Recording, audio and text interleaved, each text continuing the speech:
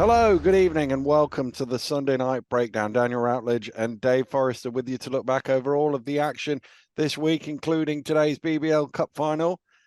Okay, full disclosure, it's Saturday morning. We haven't got Yeah, to I the was Cup wondering final when you were yet. coming clean. So we're going to go through all the BBL regular season games first, league games first, and then we're going to pause and magically change clothes if you're watching on YouTube and come back with the Cup final Yeah, at the end. I only change clothes once a week, Dan. Okay, so Dave will still be in that top tomorrow night, Thank which you. will seem like tonight. Yeah. So let's let's not confuse ourselves anymore and start on Tuesday with the Euro Cup game at the Copper Box, where the London Lions were beaten by Gran Canaria 57 to 60. Soko, Oni, Herban all on the score sheet for London. Only Soko played, no Albisi for Gran Canaria. And Lions had a slow start in this game. They were 9-17 behind, but Gran Canaria not really shooting the ball very well. It was a bit staccato, really, this game. Did Herban not play? Have I forgotten that? No, Herban played. Herban Herban played. You played. said only Yeah, yeah. Soko. Oh, Yes. sorry, my mistake. I meant to say only Herban played. Soko and Oni didn't play. Yeah, that's right. Yeah. Yeah, it was. My disclosure on this is I got the wife to record this because I was lying in bed and then with a hideous concoction of the flu, or possibly a slight cold or sniffle. And so any care packages are welcome. And so obviously you do what all needy fathers do, and you text your wife and say, please record channel 414 on BT Sports. I couldn't be bothered to get out of bed to do it myself. So I didn't watch it until Thursday, but I had kind of managed to avoid the score apart from a tweet from you which said something about holding someone to 60, which I didn't particularly enjoy reading. And yeah, it was a brutal game, wasn't it? Really, from a competitive element, there was no physical quarter given. There was very few shots made. You saw the difference in London when they had a few more players to throw at the opposition, and also the fact again, these games matter, but they don't matter quite as much. So Gran I've already beaten this team, so they're not coming to blow them out the water again. They're probably not going to see them in the playoffs. Could do, but it'd be a tough show. And so really, they're kind of free hits for London. Yeah, it would probably be the final if they were seeing them in Yeah, exactly. I mean, the other thing about it is because of their record, the wins are slightly more important for them because they're trying to get first place and the best record in the whole competition, and therefore home court advantage all the way through the knockout stages. Oh, I'm absolutely sure they want to win. I'm not saying that they're just rocking up thinking we don't care. Of course, they want to win. They're playing, and I mean. I remember Lakovic, the coach, used to play for Barcelona, and I think I watched him play for Slovenia in Eurobasket 2009, little left-handed shooter. These guys are guys with tremendously high caliber of European basketball. So yeah, they're absolutely desperately trying to win, but there's trying to win, there's wanting to win, there's needing to win, and there's desperate to win. I don't think they were desperate to win. And to be fair, London won't have been in some of their games either because that's the way the season runs. But overall, it was just a kind of a smash mouth game, really. Yeah, it was. Let's spin through it and get to the end. So John Scherner with the three to finish the first half, and then threes from Brasino and Slaughter. That was the game, wasn't it? Because that was the game. I mean, I think they put 10 points on in a minute around half time. And it was 26-39 at the end of that. Yeah, and in a 60-point game, you gave away 3 free points on technicals as well. Yeah. Albeit Branca gave a couple back later on. And yeah, that shot from Scherner, you're not going to block it, are you? No, you're not. No. It's how it goes in, but you're not going to block it. It's one of the most unorthodox shots you'll see, but he's pretty effective with it. It was still 10 with 9 minutes to go. And they were still 8 down with 4 minutes to go when Scherner hit a 3, 50 to 58. But then they got it back to 55-58 with 90 seconds to go, and it was right in the balance at that stage. Taylor had a shot to tie it, he misses. Scherner had fall away. That didn't go. Decker then misses a 3. Grant almost turned it over, and then Slaughter misses it. So they're still at 55, 58 a minute later, 30 seconds to go, and Lions had the ball. Yeah, I'm going back in my mind now. I remember thinking who is going to get the ball. Because it really has to be Decker, but they're down 3, and the one criticism of London this year in Eurocup, one probably legitimate criticism, is that they haven't won any close games. So when it gets down to execution in the stretch, where it's a minute here or a minute there, a play here or a play there, they haven't been able to basically score the ball when they needed to. And I think from memory, they had Kufos in the game, Decker in the game, Taylor. I can't remember if Nelson was in the game or not. I think Nelson was in the game. The other thing about this situation is they were owning on 3 team fouls, Gran Canaria. So they actually allowed 14 seconds to go, and then Diop commits a foul. Well, I think it was 14 seconds.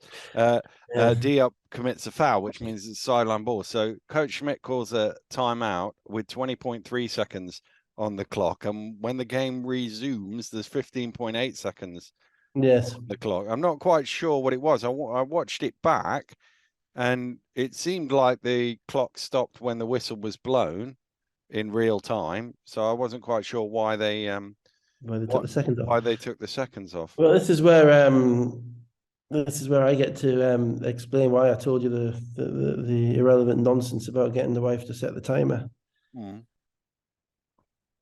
Yeah, go on then. Program has ended. Oh no. Oh yes, 14 seconds to go. So you can't get a game played in 2.5 bloody hours. Yeah, I didn't get to watch the last 14 seconds. So you're gonna have to tell me what happened. I will tell you. So I thought, I didn't know whether they'd run up a play in the timeout, thinking there was 21 seconds to go, and when they came out, there was only 16, because it just felt like they took a little long on the. Eventually, Decker attacks down the lane, gets to the basket, lays in, and scores. But there's only 5.8 seconds left, so it's taken them 10 seconds to do that, which would have been fine if you had 20 seconds, but less so if you've got less than 16 seconds. So timeout, advance the ball. There's an immediate foul. 4.3 seconds to go. Brasino to the free throw line. He makes 2 free throws, 57-60. Timeout, advance the ball. I tweeted, and I thought in real time, and Martin Henlon was saying the same thing on commentary, that Gran Canaria would foul here. You allow the ball to come in, a second off, take the foul. But they didn't, and Decker had a sort of coming to the near sideline, fading left 3-point shot, which is a tough shot, and he ended up airballing it, but he could make that shot. I was a bit surprised they didn't foul him, but he misses the shot. He played 70 minutes, didn't he? Even with a slightly larger bench, even with Herban back, he's not a replaceable guy for that team on the court. Maybe with Oni, if Oni plays, maybe they can get some defensive minutes out of him to give Decker a little bit more rest, to hold their own when Decker's not playing. But at this point in time, the other thing with sometimes it's tough, because Decker's been a decorated player, but in certain places that he's played, but he hasn't always been the go-to guy on teams. If you get as high as the NBA, then you're not getting the ball in crunch time. You're not getting any decisions to make in crunch time. And so it takes kind of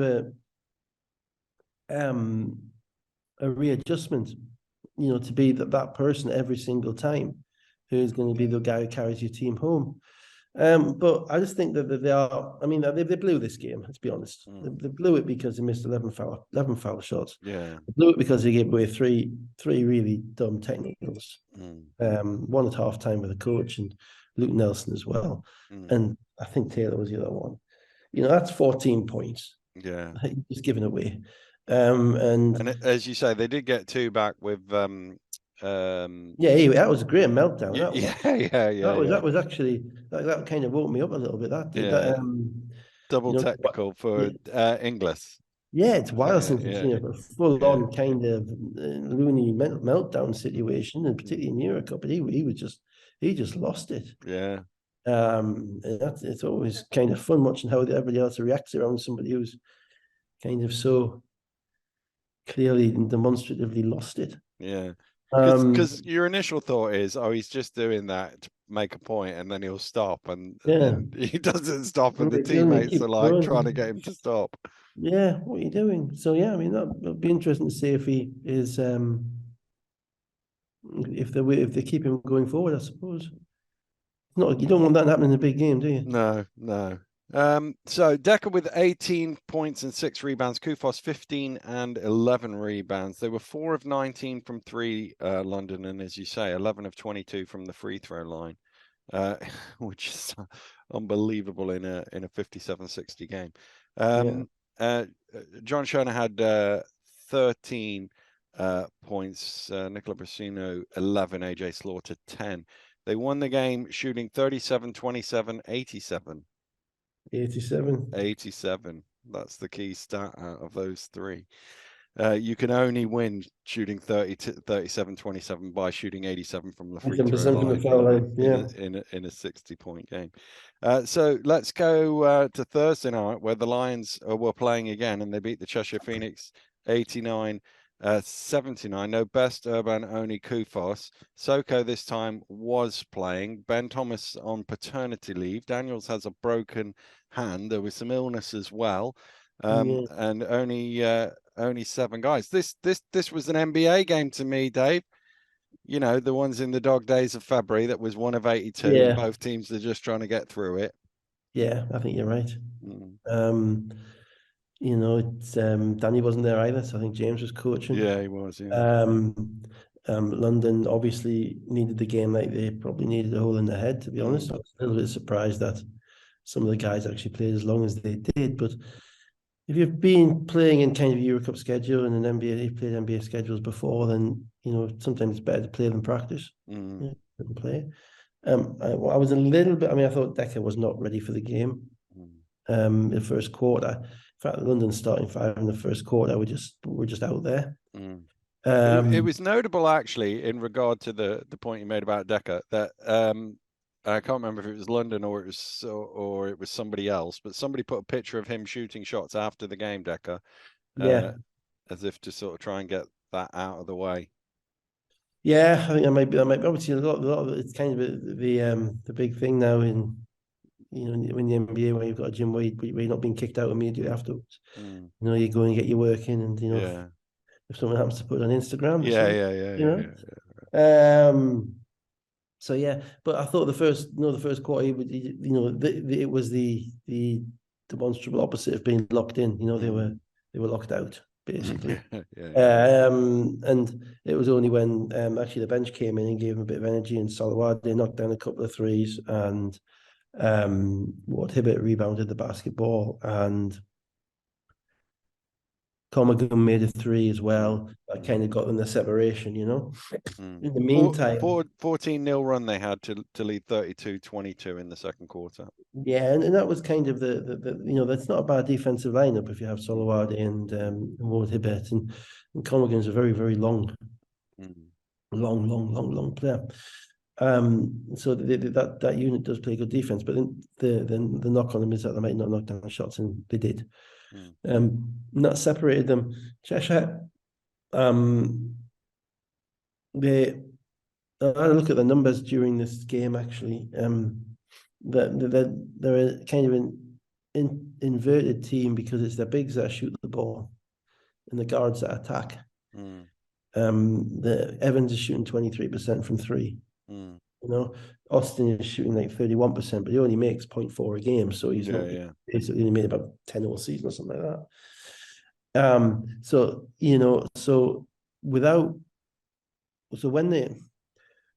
when they've had success, when they've been 5 out with Neighbour and Teague, and that leaves a big step out, and the guards attack the basket.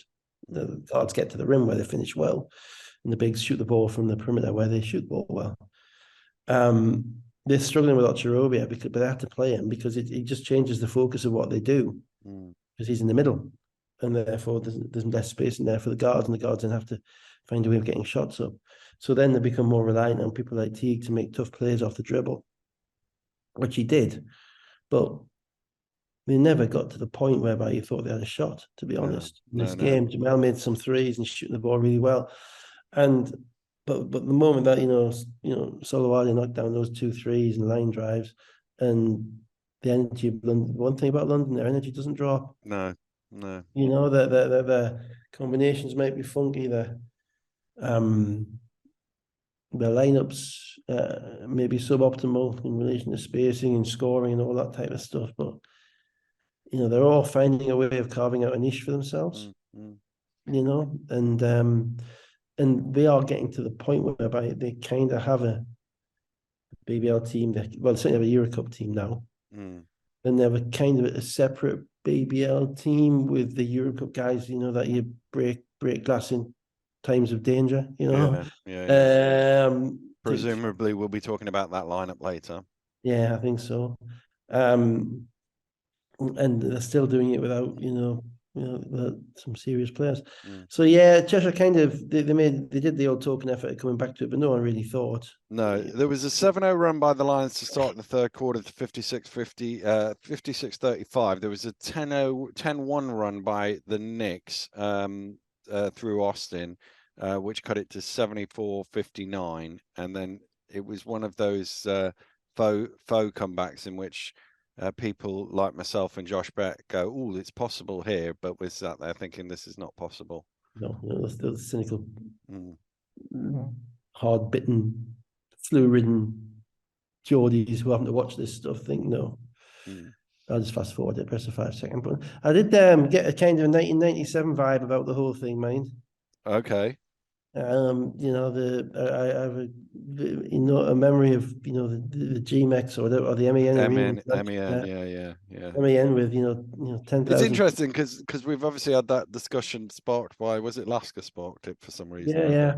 About and then Pablo came in with his historical dominant teams, and I was making the point of the difference between Kingston and Newcastle/Leicester in the fact that it was more concentrated, Kingston's dominance, and they were playing Kingston at the time in the top level of Europe, so it was a European team playing in the BBL team rather than Newcastle and Leicester being very good BBL teams. Absolutely. But whilst I would say London look a little bit like Kingston 1990 to me right now, they also look a bit like Manchester Giants 1997 or 8 or something. Well, the reason I say that is more of the off-court stuff, to be honest, because exactly, because I remember doing the commentary at Manchester. I think it was the record attendance, and for reasons I forget why, I was asked to come up and do the courtside play-by-play. But it was what was his name? Jay Goldberg, was it? Who was the guy who was in charge at the time? Used to work in wherever he used to work in the NBA. He used to work for an NBA team. So the whole game night experience was essentially an NBA game night experience, and obviously the MEN is an NBA style arena. But I just remember I was going, because there was a script that I had to go through in terms of this, you've got to say this at this point, and then we're going to do this, and then we're going to do that. And it wasn't until halfway through the game that I sort of looked up and went, oh my God, there's like 15,000 people here. And I hadn't realized, but it was that NBA experience and the package around the game that, like you, I was watching that one on Thursday night and thought, actually, that was the first thing that came into my head was doing that game in Manchester. Yeah, but what struck me was, probably a week after you did that game, the Eagles went to the MEN arena on a Monday night. There's no one there. Yeah. And Tony Winless, and so some games were more important than others. So some games promoted, like the European games where the lights are down. And I remember Tony Winless dropped about 42 points in an empty gym. Yeah. And so the issue of fan base is a very, no one has ever in this sport in this country, I think, ever quite got their head around the issue of what a fan base is. No, People would and come at the games, problem but match. then there's no. But even the organisation was kind of, we didn't have the lights off. It was all Yeah. less fewer people there. It was almost like we just got to get through this game. Yeah. Um, The thing that Manchester at one time, I remember them putting out a press release saying they averaged somewhere around 5,000 people a game during one season or a spell or something, which they'd placed top 10 in Europe. I don't know how they measured everybody else in Europe, but that would sound about right at that point in the evolution of basketball. But the problem Manchester had was it was a different 5,000 people every game. That's the difficulty. Yeah. So it's capturing that spirit and, capturing that flame. So yeah, a little bit, and a little the bit other of a, challenge, the other challenge that London have had is presumably due to availability of Copperbox. They seem to have had a number of times where they've had to play 2 days in a row at home or 2 days in three at yeah. home like this. But London's London. I mean, Jesus, there's an Yeah, enormous amount of people there. yeah, If you go yeah, to the yeah, city, yeah, the yeah, yeah. 2020 games, the cricket games are there. It's a matter of resource. How much can you resource? How much can you continue to resource? And there is a limited risk, and the limited risk is that the European game becomes the be all end all, and then the BBL game, simply because you're just doing what you've always done, is viewed as secondary, and you're giving free tickets away for it. Again, it's not exactly suggesting to the public that there's a value to the product, and that was very much what happened in Manchester in the 80s, in the 90s. Sorry. Yeah. There was, as you say, different people coming. So I think it's something they do have to bear mind to. It's one thing. It's fantastic having all the bells and whistles and the lights down and the atmosphere and all of that stuff going on in the European games. But if you're not able to be consistent with it, it can kind of set yourself up to fail in relation to the domestic games. Again, I thought this. I like the whole light on the logo thing at the Oh beginning of the yeah, game. so do That's I. really cool. Anyway, let's move on because we spent a lot of time on a game that wasn't very interesting. Zubcic 19, Soko 14 in 13 minutes, and Sharma 13 and 7. Austin 26.6 assists, Anderson 15.7 rebounds, Teague 11. Let's go to Friday night's games. Caledonia Gladiators 76, Bristol Flyers 88. No Ali Fraser, but they did have Ali Hodzic. Ali Hodzic, very good. There we go. I mean, somebody in Glasgow has obviously thought, Ali, great, another Scotsman. Yeah. And also Al Durham in for his debut Ali Durham as well. Ali Durham. Ali Durham. Although Durham's the wrong Ali side of the Baba. line, Not isn't really, it? I mean, No Mahan, he had a knee problem for Bristol. Basically, nothing in the first quarter of this game. It wasn't until Leslie Smith, of all people, hit a three to spark Farrell had a look at him when he made that shot. 12-0 run, and they were 17-28 ahead at the end of it. But the most notable thing, obviously, I'm desperately as ever looking to prove myself right. I was on Bailey watch, and he got kind of a pretty cheap second foul, and didn't look very keen about it, and sat down. And Gareth basically went with Durham a lot, played him a lot of minutes, and with Ali Hodzic as well. And obviously, we talked last week about the percentage prospects of success. If you've got a new player, if you've got two new players, probably twice as bad. And I think you had it pegged at about 35%. The games we were talking about, and I didn't even ask you to take out the ones where both teams had a player. Because that would probably reduce it even further. So it's not great if you're starting a guy if you're starting two new players who've not played all season against a team that is rolling the way Bristol are. The game was really physical, and the thing that impresses us about Bristol, I may have said this before, probably have, but it's a long season, guys, is that they have physical swagger about them, but it's not physical swagger which transmits over to undue machismo or stupid plays which hurt them. That makes sense. You have to have that kind of self-confidence that you're here, you're in somebody's face, and you're not going away. but you can't get into the shouting and you can't get out of the discipline side of it as well. And I just think that when I see them play, and you see, Bell does some weird and strange things, but he is efficient. And he will create contact, but he'll get up, he'll make the shot, he'll make a play, he'll make a scoop shot, and he'll just turn and run back down the court. And VJ King is the same. And Delpeche is the same. Delpeche is probably, Delpeche in the fourth quarter of this game, Miller threw one up for him and he hammered it down on the roll. There'll be some guys in the league who would still be doing without of honor. Yeah. And Delpeche just jogged back down the court. Yeah. And to me, that's a harbinger of winning more than. And Sharma's the same at London, Sharma, he may do a bit of this stuff, but there's no. The first thought is, no, I've got to get back and I've got to defend. And that's being a pro, and they've got enough of those guys.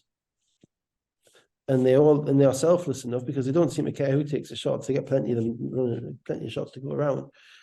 That they, you don't see them not hustling back on defense. You don't see the shoulder shrugs. You don't see the twistiness. You don't see any negative interaction, with each other. Part of that is winning, obviously, but part of it is why you win. Yeah. Now, in this game, Gareth had to put out a fire with Bailey. And, I was talking about it last week about, the way he played last week with his, turnovers and his passes around his back and all type of stuff, and then getting sat down for the last 7 minutes.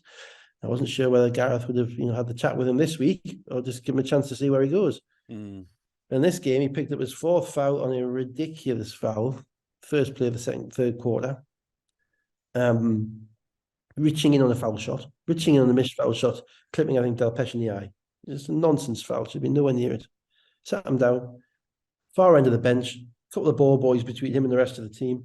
Never got back off the bench. Played 12 minutes. He's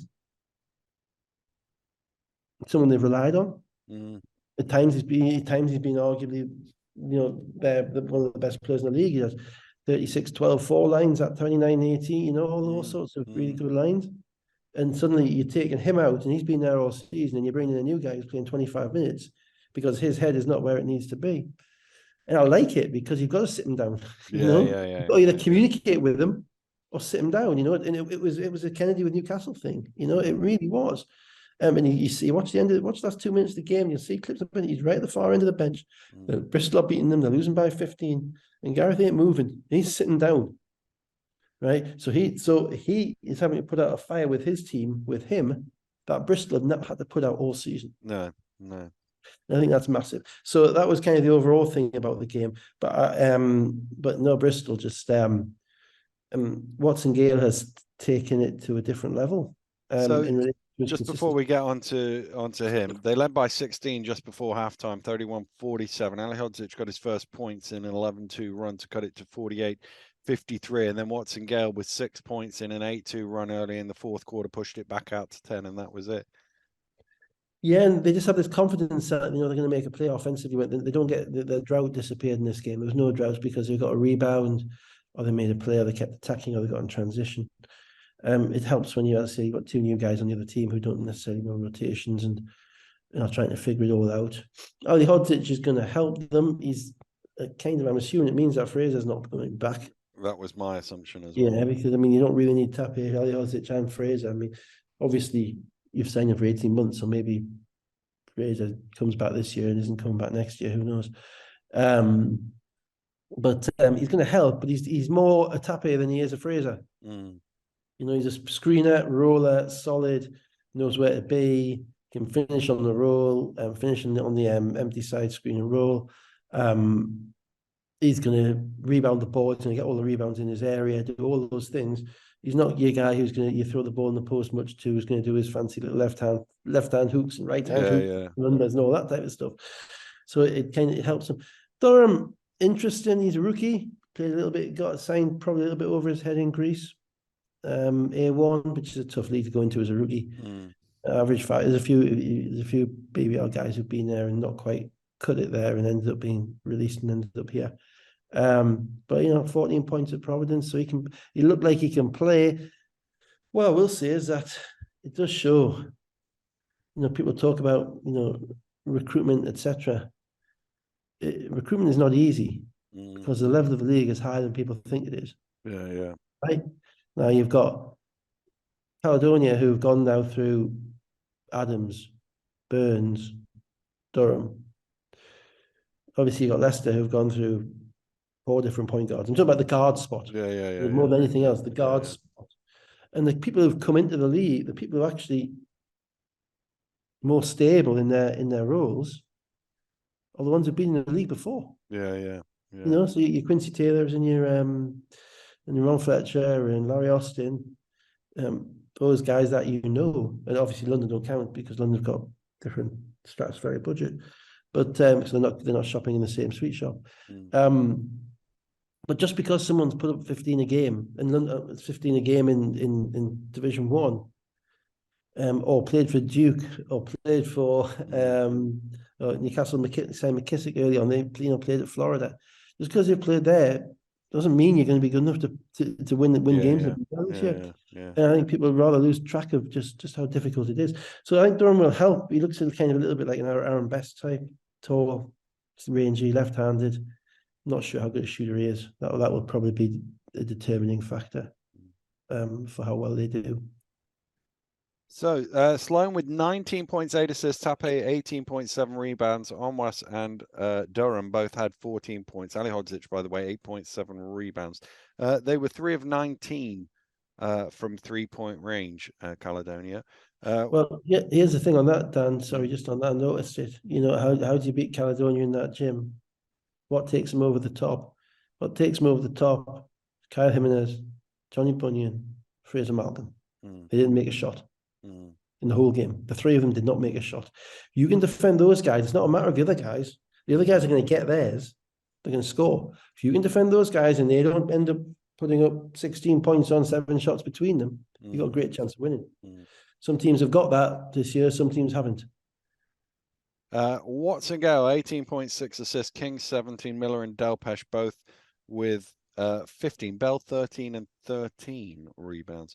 5-game winning streak now for Bristol in the league, which ties a club record, and there's actually only been one season where they've had more than 16 wins in the league, and they've got 16 wins in the league now with 14 games to play. That's a big win because they're traveling up to Glasgow. Yeah. That's a big win. That's not, Glasgow's lost 1 home game all season, and they've come in there and they've handled them. What I was just going to say about Watson Gale is, his decision making is getting quicker. There's less dribbles. You know, up until probably November, December, he was dancing a lot with the basketball and dribbling, and kind of everybody's watching a bit. Now you can see he's more comfortable where his spots are, and he's attacking quicker, both to the rim and obviously with his pull-up shot, and also dropping the ball off to the big guy. So he had another 6 assists today. I think his assist numbers have gone up substantially since where we were in October and November. So that's good because that's the development of a British point guard who is kind of showing up some of the Americans.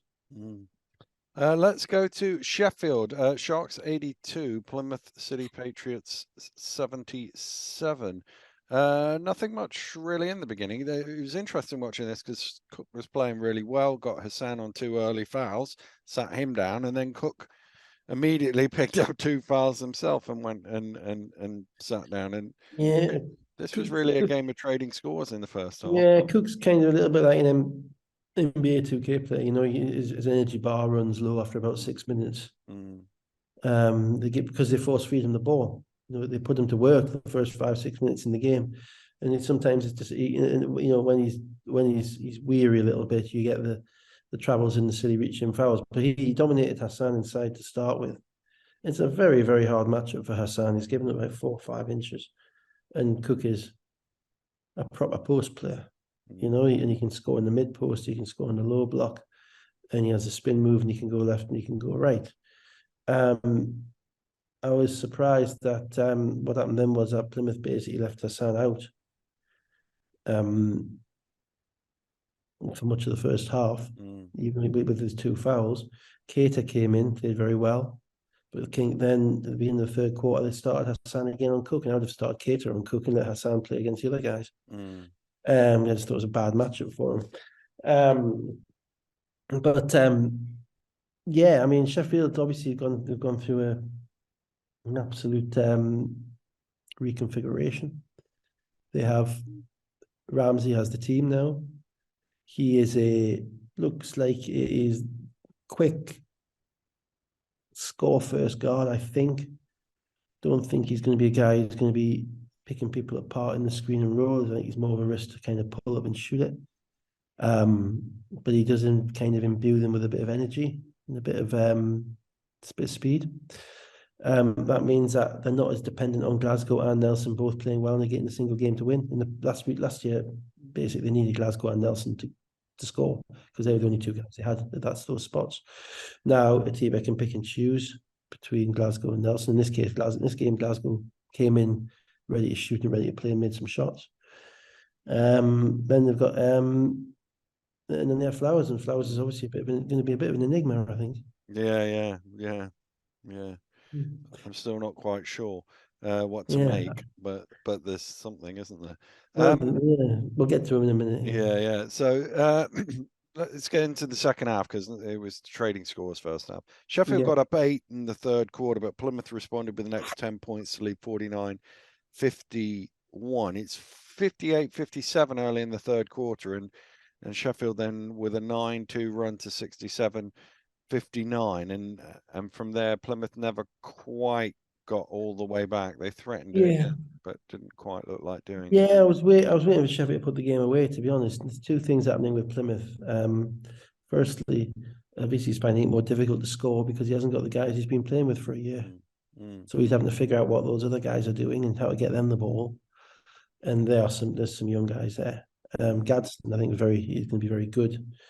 18 points in 18 minutes in this game. Daniel's still, athletic, can clearly score the ball. There was a play in the first half whereby he decided he would try and run around, he'd try and steal the ball off Kipper Nichols at the elbow on the first pass on a horn set. Literally ran around behind Kipper Nichols, reached in, missed it, and Kipper Nichols just walked to the rim for a layup and just waiting to be fouled by Issa Brandon on the way. So they're going to be difficult team. It's going to be a difficult team to control for a while, which means that his comfort level is down. And when his comfort level is going to go down, he's going to be struggling to score the ball because he's going to default to what he's good at or what he's always been good at, which is trying to get everybody else involved. So he only had 6 shots in this game or 3 points in this game, and I'm not sure they can win. With that, when they were winning early on, he was going for 17, 18 points a game. Brandon was really good in this game, possibly because where his dad, maybe because where his dad used to coach and all that stuff. But Issa Brandon, I thought, was really, really good in this game, defensively, offensively, attacking the rim. And his game has improved, I think, as his body's improved, as he's got stronger, as he's been playing as a pro. And he saw defensive stops at the rim, etc. And I have a horrendously a soft spot for Mark Edric Bell, who every time you look up is the first one down the court. Every single time the ball's on the rim, but who's that? Well, not Edric Bell dunking it, He just plays with a kind of joyous abandon. But it's not quite enough for them at the moment. And the question will be whether or not their home court gives them a bit of solace and gives them kind of a little bit of a boost, and they can score enough at home. Because they're looking a bit bereft, a little bit lonely on the bench. There's not many people there. PJ doesn't even seem to be as niggly as normal, if I can put it that way. You can just see, there's a whole bit of, I don't know, a little bit of wind out of their sails, I think. And that's because the wind was Williams. He was the kind of the archetypal disruptor, instigator, wound up, bouncing up and down type of guy. And they needed that, and obviously the two new guys aren't going to be that.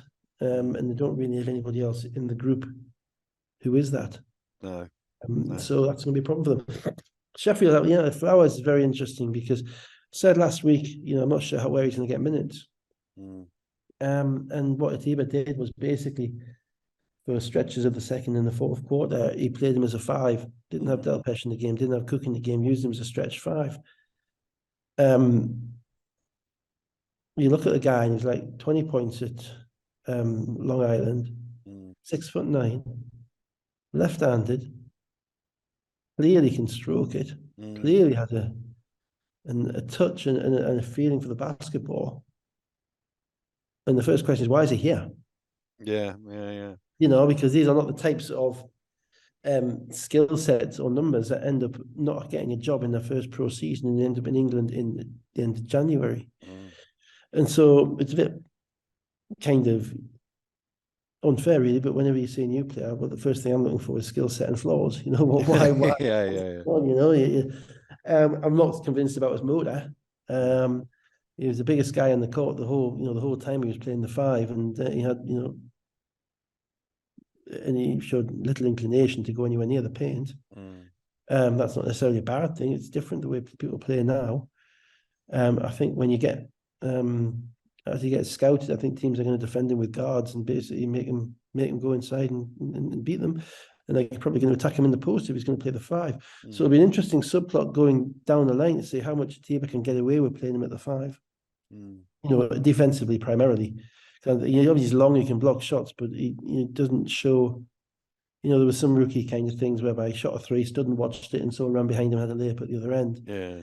You know, and little things like that. So Sheffield's a tough team because they are generally better than the sum of their parts, and they're better than the sum of their parts because they're required to play a certain way, you know, and required to do certain things which are non-negotiable.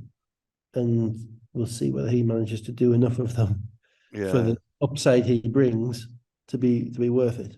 Important win for them though, because they've not won at home, I think, since October. Well, they've lost 7 in a row. I mean, yeah, you know, at this point in this time, you lose 7 in a row. Anybody's an important win, isn't it? Yeah. I mean, to be fair as well, you know, and Plymouth are probably the team you would look at the moment, even probably more so than Surrey, and think, you know, that's the team we have to beat at home.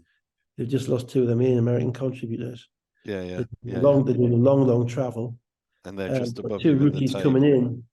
You know, you have to, if you're Sheffield, you absolutely have to win that game. I did think they kind of crawled over the line,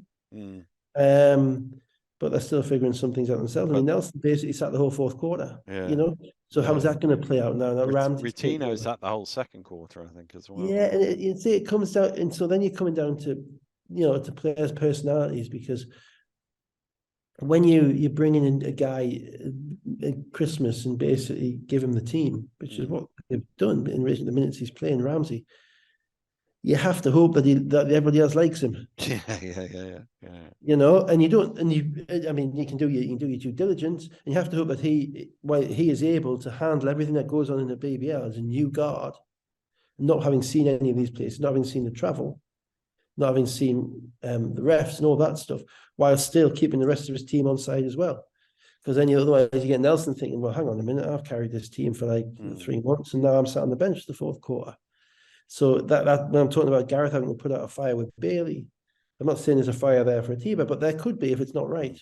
Yeah. And that's really something that maybe fans don't see, but you know, in the locker room, it's absolutely critical in relation to the little things that are the difference between winning and losing. Can I just say, by the way, that last basket was late and shouldn't have counted. Yes, yeah. You could hear it in real time. I went, they'll wave that off, and then it was given. And yes, Sheffield have won the head-to-head because it's now 2-2 and they're plus 12. But they should be plus 14, and you can say, well, it doesn't matter. But if they're getting a 3-way head-to-head with somebody else, a 3-way tie, which is not beyond the realms of possibility, it could matter. And I wound it back just to check. If I grow to 7'2" and become a player, I could become rich. You know, it could happen. Yeah. It couldn't happen. The 3-way tie is possible. Because when you wound it back, you can't see the clock, but you can hear the buzzer. And I could hear the buzzer in real time. It's just, I know in some ways you sort of go, oh, it doesn't matter, the game's won. But anyway, it matters. It matters or it doesn't it? Yeah, it wouldn't, if it was a 2-1, it wouldn't matter. But it's a 2-2. It matters. Flowers and Ramsey both shot 5 of 13. Flowers had 15 points and 7 rebounds. Ramsey had 14 points. Nelson 12 points and 5 assists. Gadsden 18. Bell 16 points, 8 rebounds. Daniels 11 and 5. They were 3 of 14 shooting from 3-point range. Flowers put up 9 threes himself in about 18 minutes. Yeah. So let's go to the final game. Manchester Giants 97, Surrey Scorchers 92. No Andrew Lawrence. Load management. I don't believe I've seen load management used in the BBL before as a Load phrase. bollocks. I'm sorry. Come on. Sorry, guys, if you got any kids listening. I'm sorry. When did the last play? The last played last weekend? Yeah. Yeah, played last weekend. When did the next play? Next weekend? Yeah. Either you practiced and you're playing, or you're injured. Yeah. You know, you can't be. You don't just take 2 weeks off in the middle of the season just because it's just nonsense. It's just, I think it's trying to be, and we do approve of injury updates and all that stuff. Albeit I still don't quite know what Luke Brazumbra's actually injury is. We do appreciate that, but load management. Come on, it's not like they're playing Monday, Wednesday, Friday. If Decker didn't play on Thursday because of load management, I'd get it. Yeah. But Andrew Lawrence didn't, played last weekend. They're not going to be playing until next weekend. It's nuts. Anyway.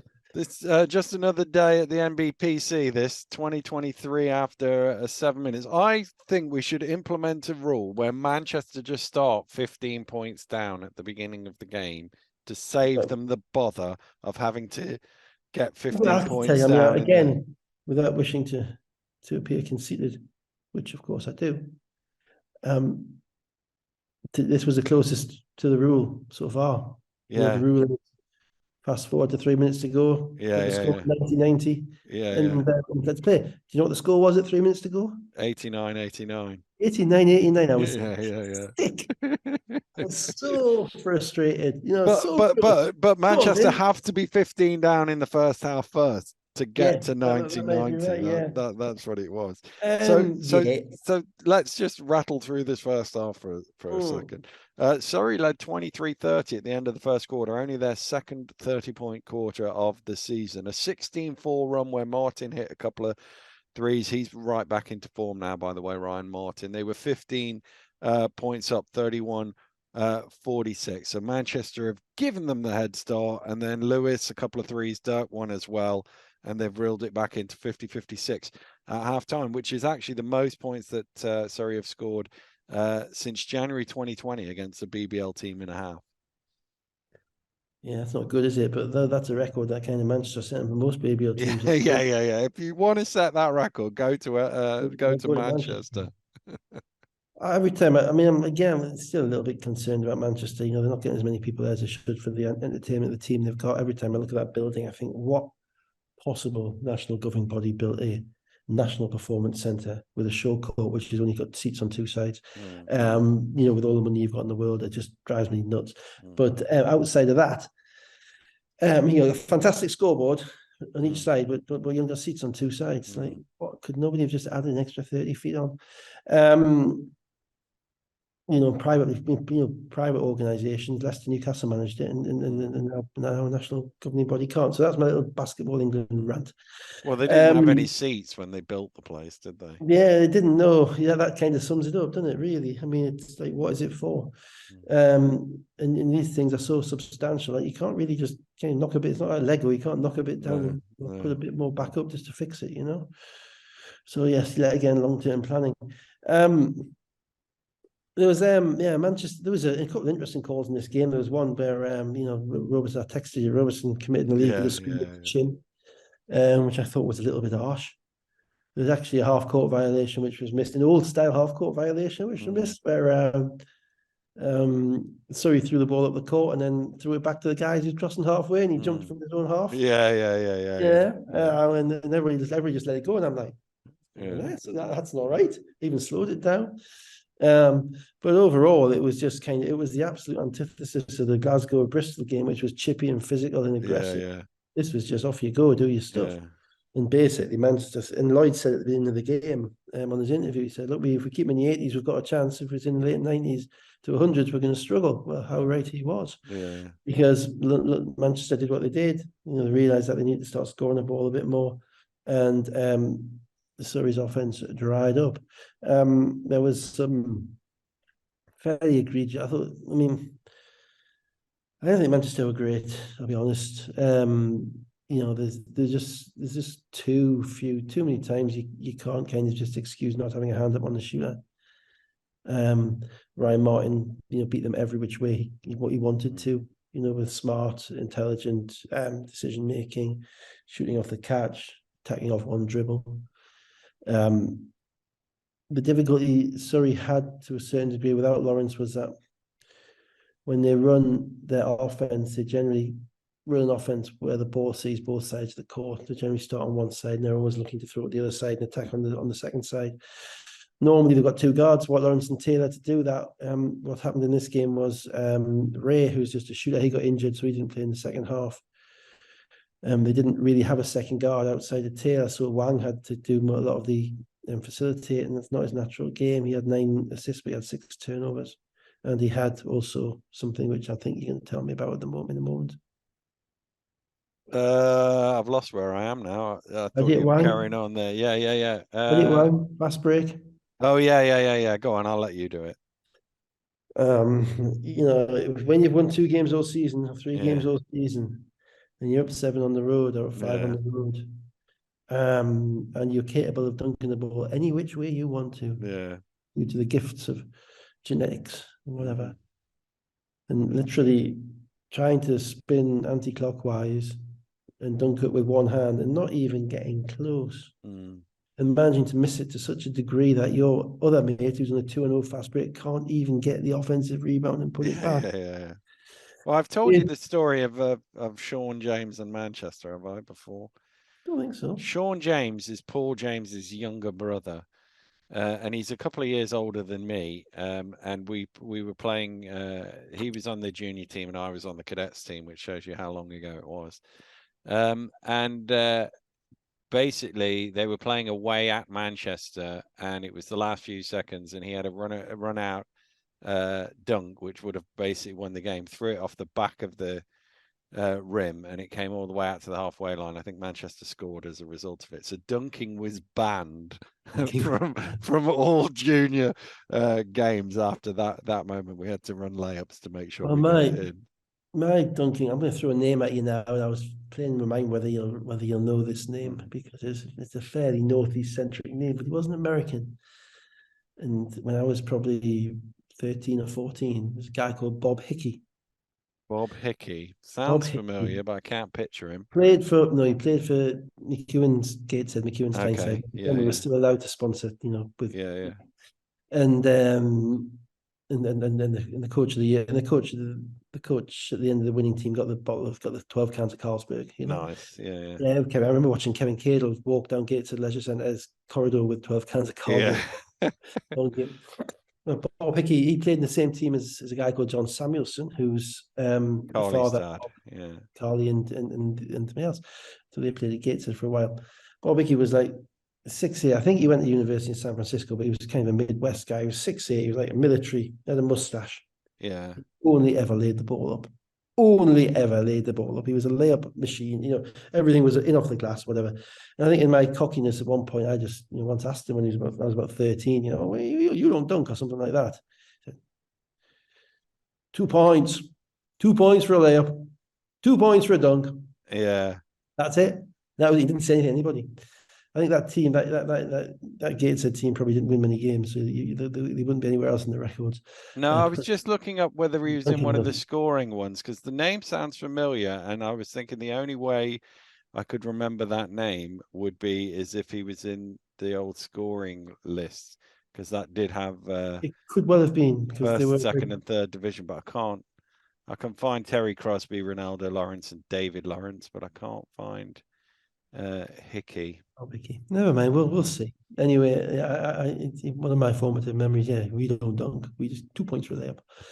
And Paddy Wang forgot about it, didn't he? Yeah, he did. Yeah. I mean, you just can't do that. It's just he doesn't have to dunk it in a special way. He just has to dunk it. And that was a brutal play. They came back, they nailed the 3 at the other end. But then what happened was Surrey's offense basically created. Went from 56 points in the first half to 33 in the second half, and I think 36 in the second or something, and only 13 in the fourth quarter. And I thought outside of Josh Steele, let's just run it forward to the good bit.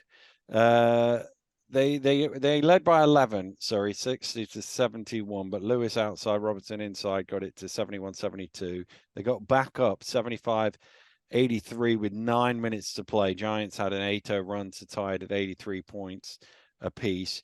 Dirk hit 2 threes in between two from Josh Steele to get to our 89, and then Fletcher hits a free throw 90-89. 2:13 to go. Dirk Williams called for a travelling violation on a score. I thought it might not be a foul, but it wasn't a travel. It was very close. And it's actually one thing. Firstly, if you want to have a good laugh, go back to the last play of the first quarter where Dirk chucks up a shot from about 40 feet. Because he manages to kind of sidestep his way around the defender before doing that, and how that wasn't called a travel is beyond me. It's actually, you see the step, it's like a little James Harden dance. It was very clear. It was called a travel because I think the ref thought that his right foot had come down before he released the ball. They're always very, very difficult kind of bang calls because you've got to try and have your eyes looking at the foot and the ball. I think when I watched it I think generally you want to defer to the player because the player generally has a really good idea when he has to get rid of the ball as to when his foot's coming down. But yeah, I think watching it back, I don't think it was a travel. But I could understand why it was kind of called as one. It was just because he kind of held in midair, he held his right foot in midair. Yeah. And obviously that was a basket made that was waved off. Dirk then stole the ball back. Fletcher misses a mid-range. Johnson with the turnover, and from that turnover, 1:22 to go. Green with the fast break dunk puts them 92-89. Well, yeah, I mean it's all a bit weird. As Jason said, Johnson was playing with a hand injury. Ray wasn't on the court. I was really disappointed with Quincy Taylor because it was his moment. Ryan Martin's carried them all the way to the fourth quarter, and you're expecting at that point your point guard to kind of carry you home, and he kind of disappeared offensively in the last 5 or 6 minutes. He didn't have the ball in his hands much, and I don't know if that was a scheme thing. I don't know because he was giving it up and he wasn't getting it back or whatever. But he was, you have to have somebody you go to when you need a bucket, and Johnson wasn't providing it. Wang was up and down. Josh Steele was knocking down shots off the catch, but that required someone to create. And so I was waiting for Quincy Taylor to do it, and he didn't until actually there were 6 points down, and then it was too late. But yeah, their offense kind of dried up, and you can't have drought against Manchester. No, they had a timeout. Taylor missed a shot. Johnson got the offensive rebound. Didn't really do anything at the end of the shot clock. And then 31 seconds to go. Dirk being Dirk, big three, top of the key, knocks it down, and they're up 6. Yeah, they blew the coverage though. If you watch it back, they absolutely blew the coverage. They ran a kind of a Spanish screen, kind of screener with Dirk starting at the bottom for him to come up to the top. And you see, if you watch it, if you want to go and have a look at it, you'll see what I mean. You'll see there's a moment of indecision between Quincy Taylor and Ryan Martin as to whether Ryan Martin is going to stay on Dirk and switch it out, or whether Ryan Martin's going to go back to Taj Green, which he didn't really need to do because Paddy Wang had tagged in from the corner. So in that moment of hesitation, Ryan Martin then keeps going, but Quincy Taylor's stuffed by that because Quincy Taylor is basically pointing at Ryan Martin to stay, and Ryan Martin keeps coming, so Quincy Taylor has to go out to him late. It's just going to knock it down as a rhythm. It was like a layup, So it's little...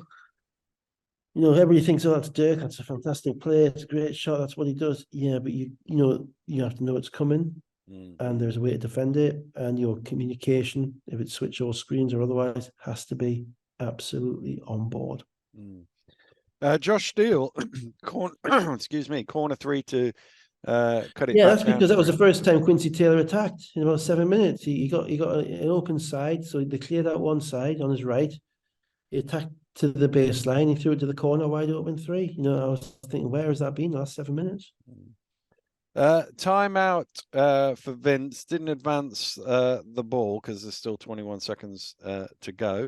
And we got the inbound foul rule, which we all know very well. Yeah. So there was one free throw as a result of that, which I didn't write it down. I think it was Fletcher made the free throw, 96-92. And then Surrey had that nightmare scenario of trapping the ball and thinking, oh, we won't foul because we might get an 8-second violation. And then when the ball got out, they were running around and couldn't catch it up, and it took them till 3.5 seconds before they could commit the foul. Yeah, I think a foul was done, wasn't it? His foul was like 5 or 6 points, 2 possession game, 10 seconds. So you've got to go for the steal, really. They didn't get it. They were beaten before then, though. They were beaten when Dirk made that 3. Yeah. You know, and they were beaten, and it is dispiriting, when Wang makes that misses that dunk. That is a dispiriting play. People on the bench, it's a dispiriting play for the coach. It's one thing trying to jam it through people in a kind of a sense of aggression, but when you're on your own at the court, it's just 2 points. You've worked hard to get it. The whole Lawrence thing is strange.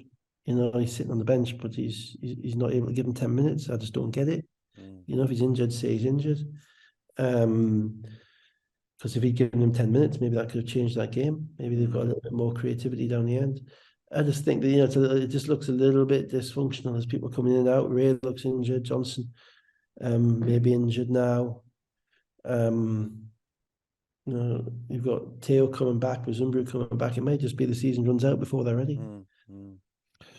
Green with 18 points and 9 rebounds. Dirk Williams 17 points and 4 assists, 4 of 7 from 3-point range. Lewis also 4 of 7 from 3-point range for 16 points. Manchester 12 of 27 from 3 overall. Martin 22.6 rebounds, steal 5 of 7 from 3-point range for 17 points. Johnson 16 and 10, and they were 11 of 23 from behind the arc. Surrey.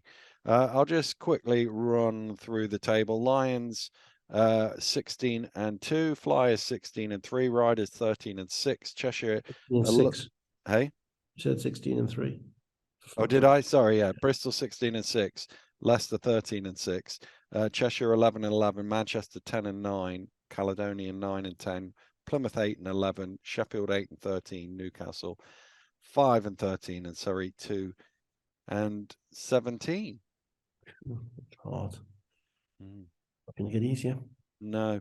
So this is the time where we disappear off into our Sunday best and come back and start talking about the cup final, isn't it? Yeah. Go on then. Yeah. Two words, predictions, women and men. It might be the same word. My prediction is London squared. Yeah, same. I'm afraid. I say I'm afraid that because I think the Leicester organisation is running on maximising what they have, and there is no maximums in the London organisation. But that's just kind of the British love of the underdog. It's not as a question of denying London's right to be the best team. If they're the best team, they're the best team, and the players, doesn't matter the players who how much money the organisation's got. The players to have to go out there and play, and the coaches to have to prepare the same way. And I come with that from somebody who's was in an organisation whereby we had more resources than most. So it didn't mean that you won. You had to show up. Yeah. I think I do really think that the women's league is at a crossroads, because the model that the Lions ladies team have is actually different to the men's team. They aren't running a deeper squad. They don't have 13, 14, 15 players. Don't have the young British players playing certain games.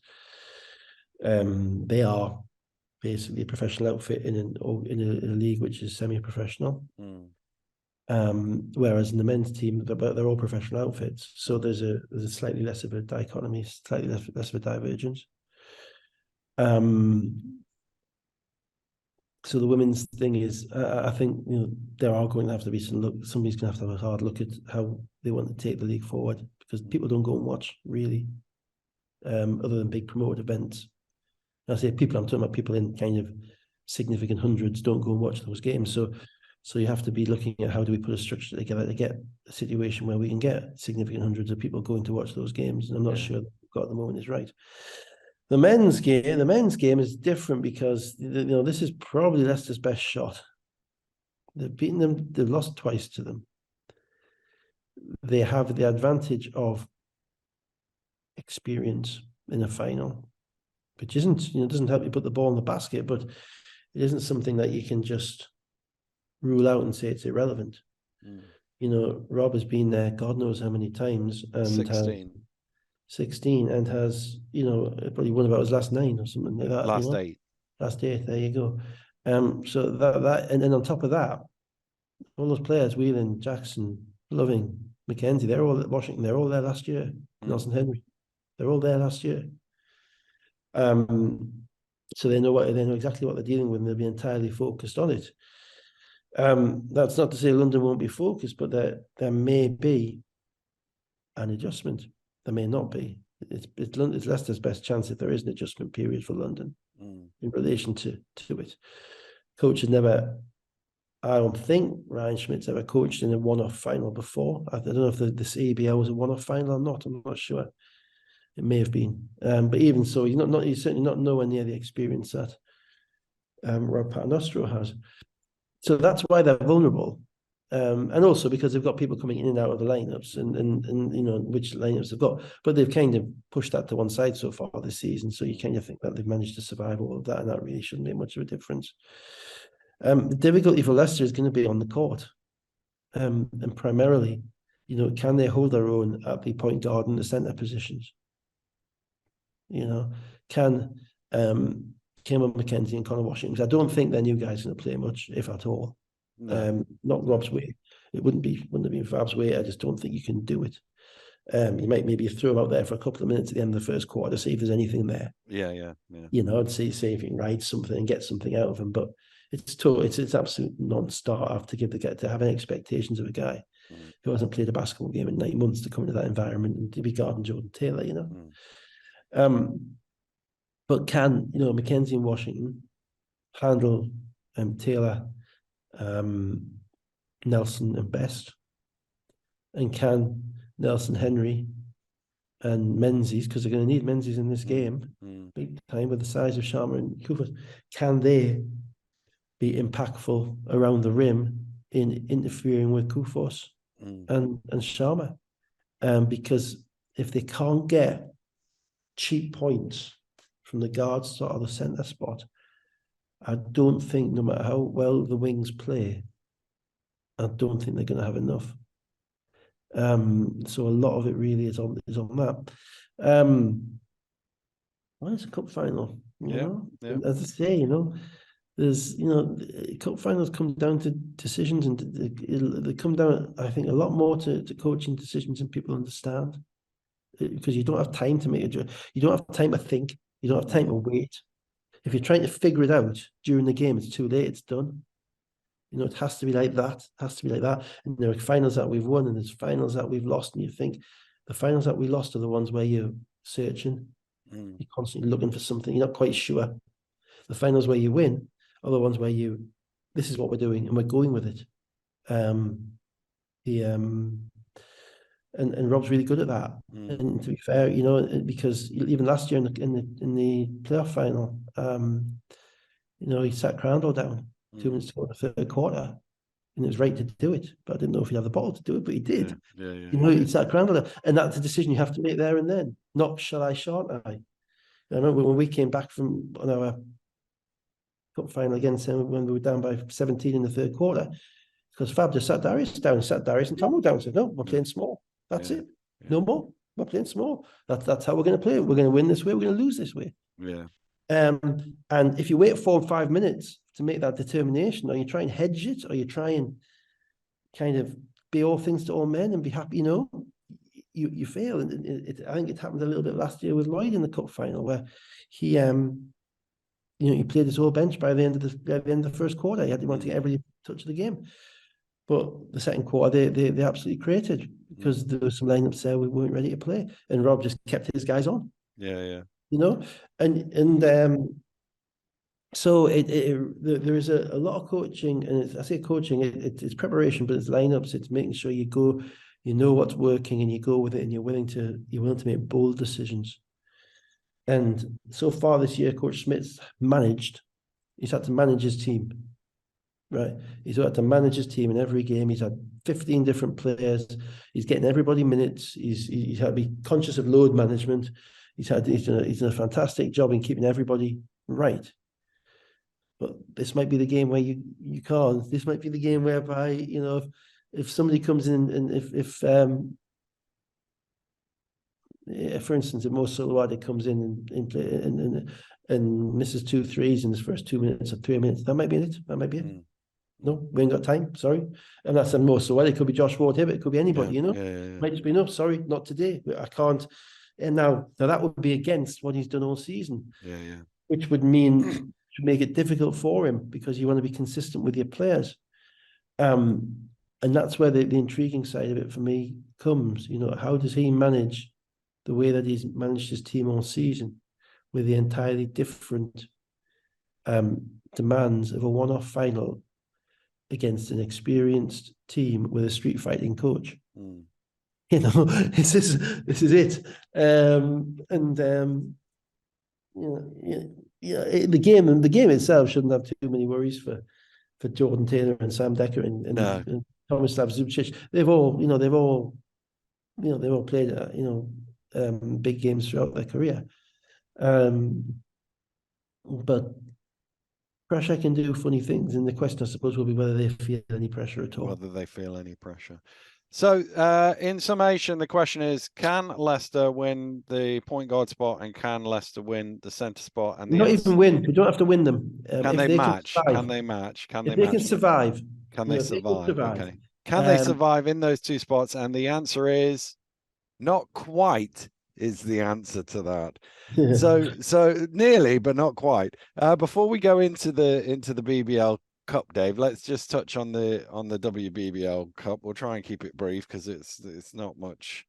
It wasn't much of a contest. Leicester Riders 42, London Lions 95. Leicester sort of hung on for a quarter, but it was basically impossible for them to get the stuff they rely on. Good touches for Arlen, shots for the likes of Rob, and a 10-0 run early in the second quarter. London were away, and they were never to be seen again, basically.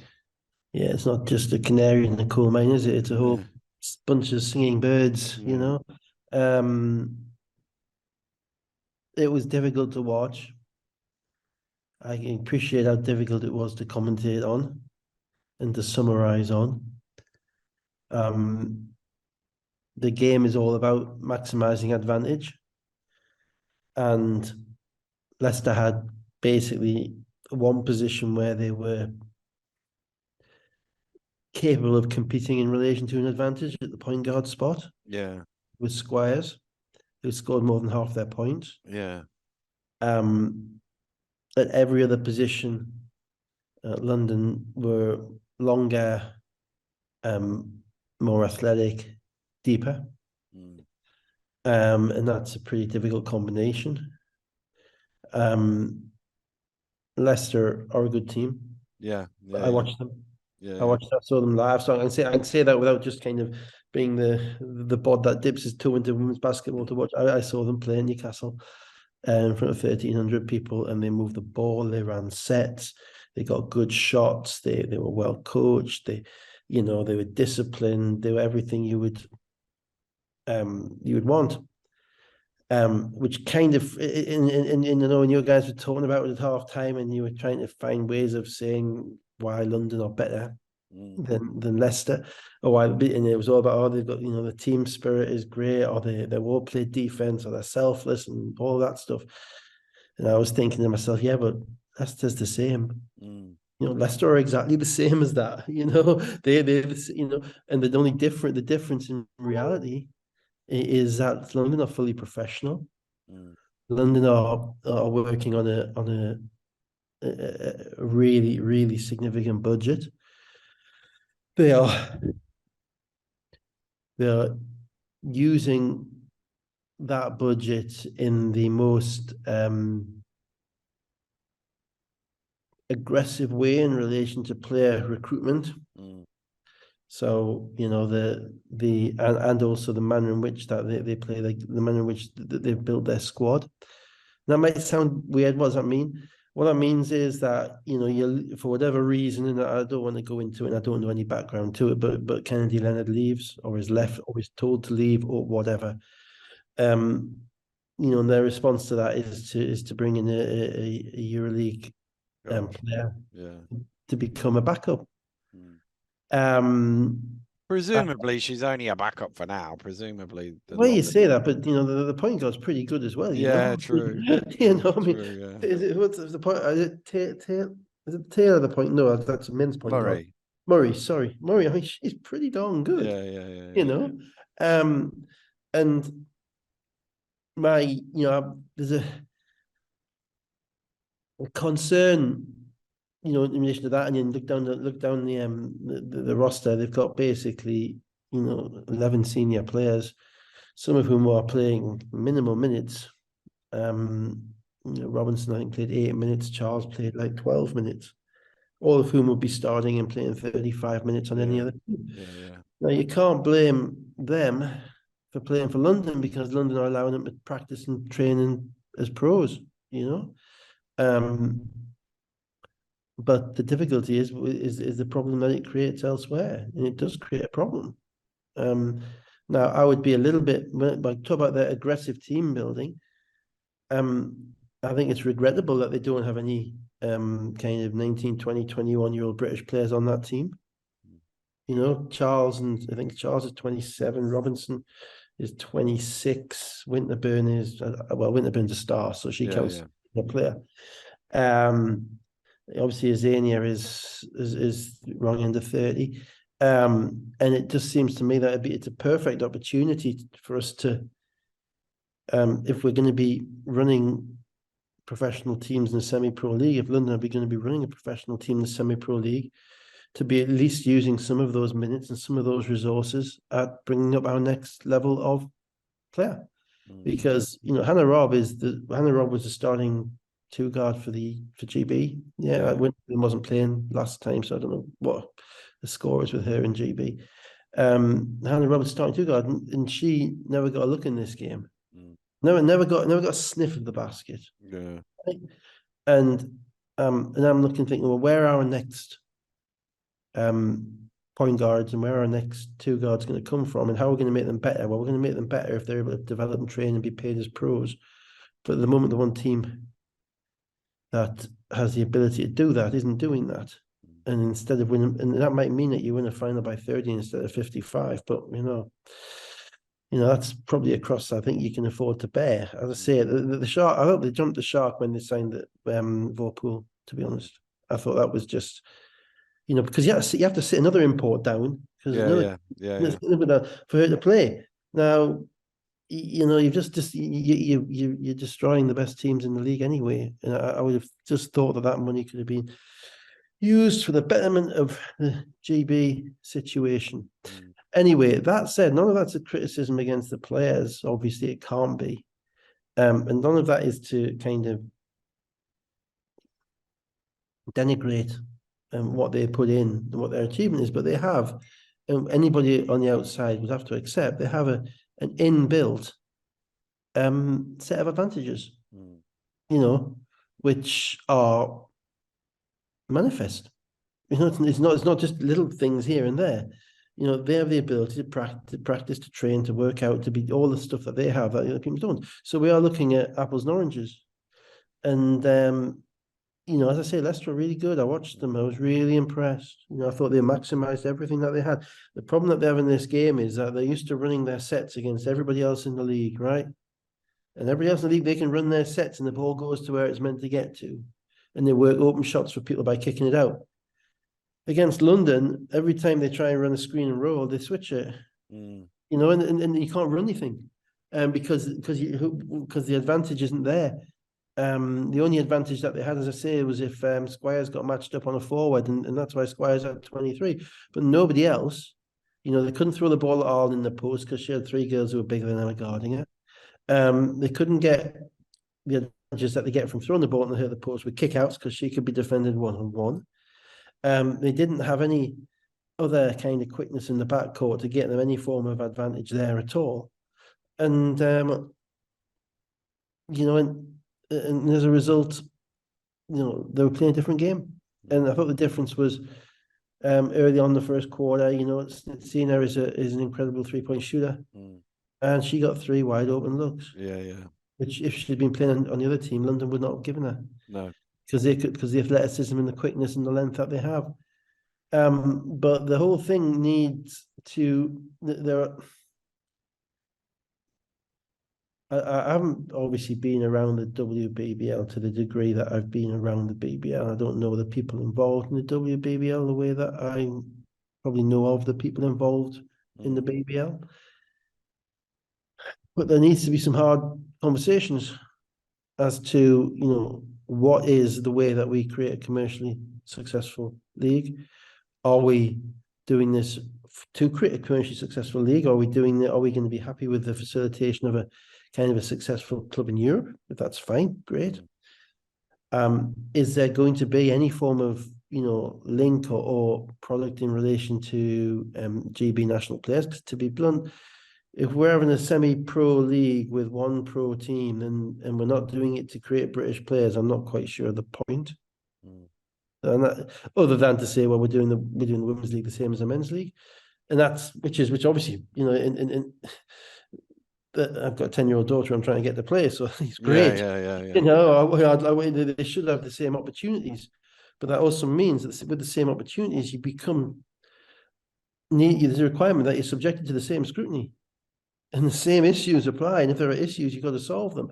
And at the moment, there's, I'm not sure there's a little bit of head in sand in relation to precisely what's going on. Now, we don't know what difference if any, the investment in the BBL is going to make to the WBBL. Obviously, the 777 investment's made a massive difference to London. Yeah. In relation to the WBBL team.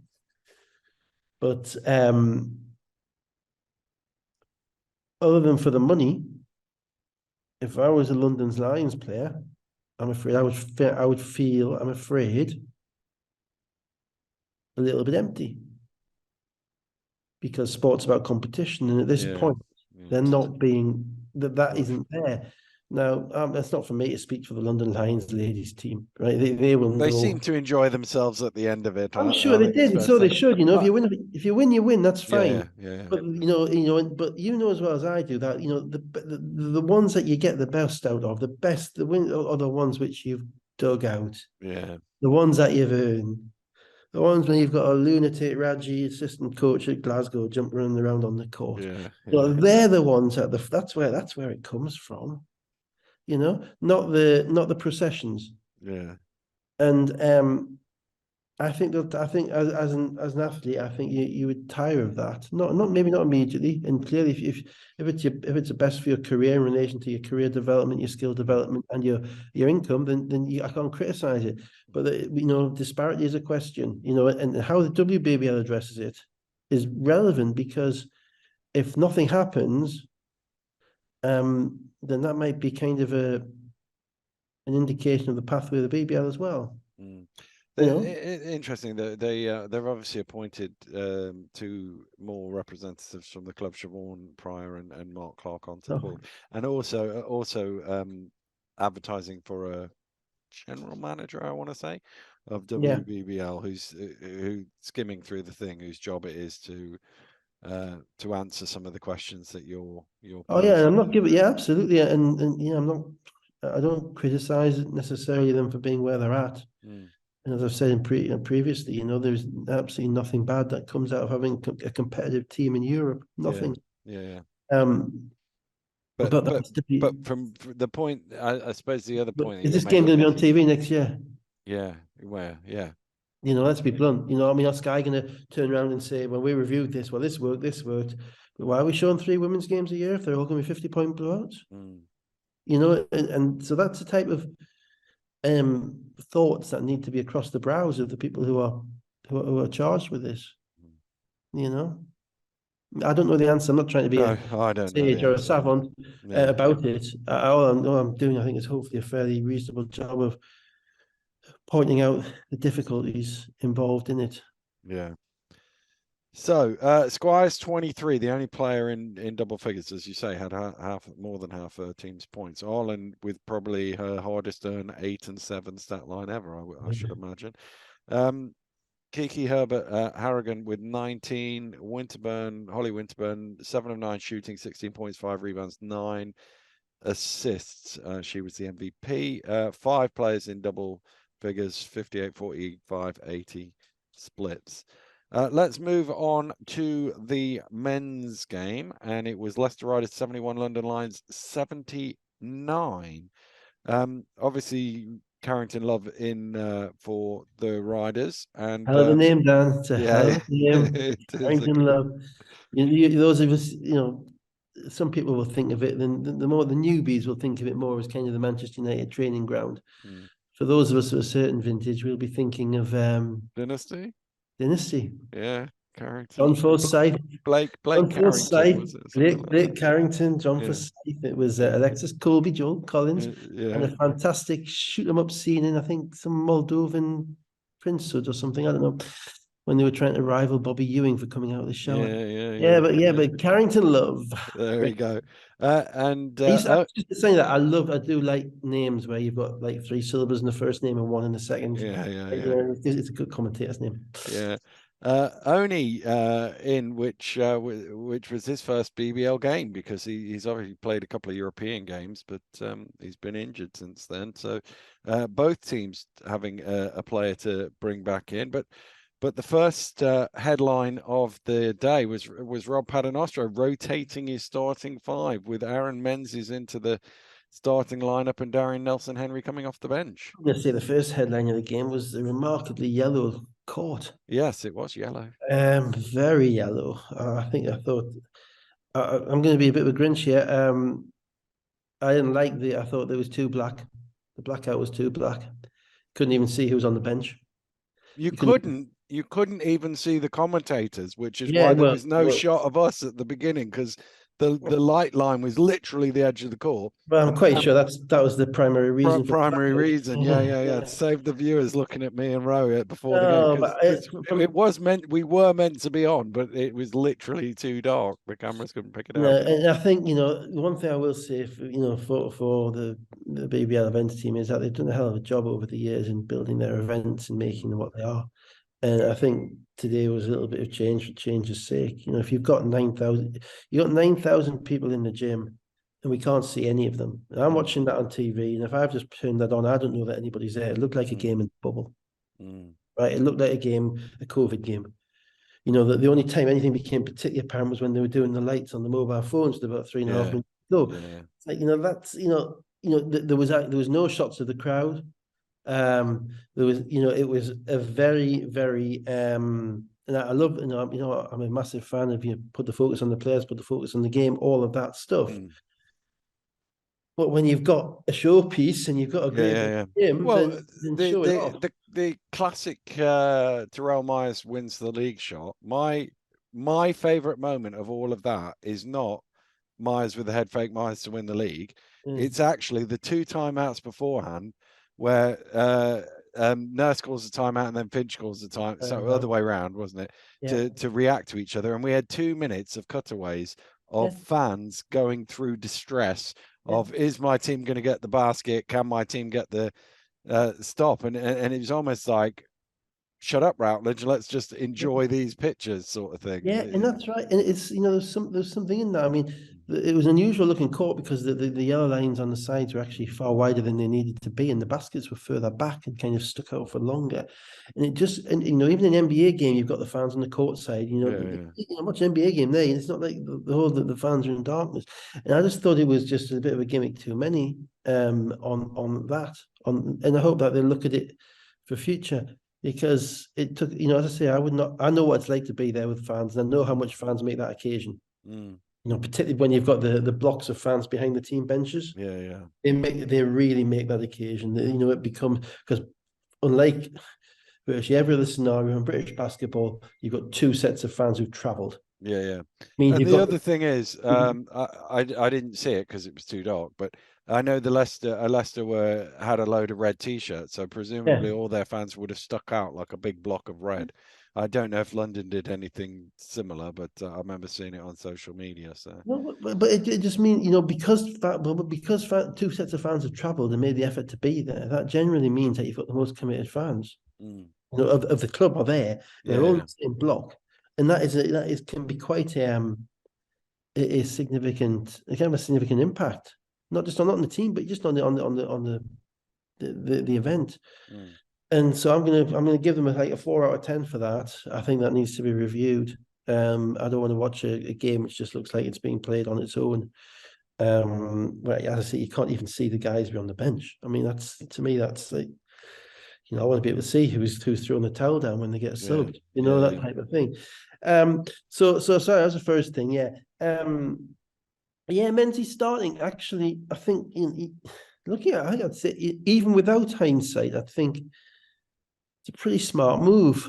Smart move for a couple of reasons. One, Menzies is a European centre, and London are a European team. Certainly, they are now. The way they play. What I mean by that is that BBL have historically been undersized and athletic, and London aren't in any way, shape, or form. Kufos is not athletic in BBL terms.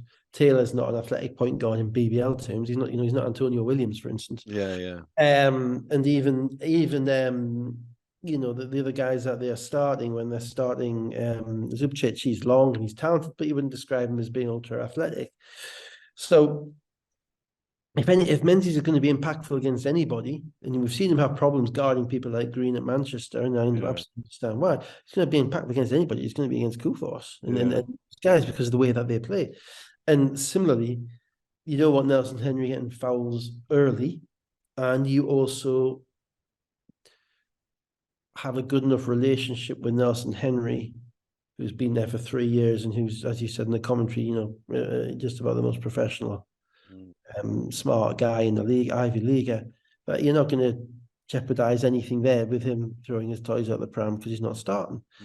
So on a matchup basis, I can absolutely see that. I thought that was a smart move looking back at it. At the time I was thinking about it, but watching it play out, and even before then, you see the logic behind it. I think wow was your text to me, Dave. Wow, yeah, because you don't see it. Yeah, that's right. I think you're thinking, well, Menzies starting. Wow. I did send that text before I thought about it. Yeah. And then you put it in perspective. And then the first play of the game, Decker pulled a Kobe Bryant. And instead of being Pau Gasol, he decided he was going to run over and make a point. He decided he was going to run over Zach Jackson to make a point. And but the problem with Decker is he's just, I think he's too nice a guy, because he ran him over, but he didn't kind of run him over properly. And then he turned around and let complain to the ref. Like, look, Kobe didn't complain to the ref. Kobe just went back. Kobe just, if you're making a point, you don't complain to the ref. You know what I mean? But that was interesting, because that was Decker saying, I'm up for a physical confrontation. I'm up for a game here, which is, we haven't seen out of Decker. And to be frank, if there was going to be anybody on their team do it, you wouldn't have thought it would be him. It certainly wouldn't be. I'm not sure who you would have thought it would be. Probably Soko. Yeah, but certainly not Kufos or him or any rest. But he did it, and that's kind of, that's a leadership thing, right? So all that happened, and then game kind of settled into a little bit of a pattern. I didn't think, other than Mackenzie, I didn't think Leicester were aggressive enough early, more defensively than offensively. Decker got 2 standstill corner threes where he basically didn't have to. He actually got 3. He missed his first one. He missed the first one, yeah. He got 3, and then he made 2 more, and then he got a third kind of step into a wide open 3 at the top.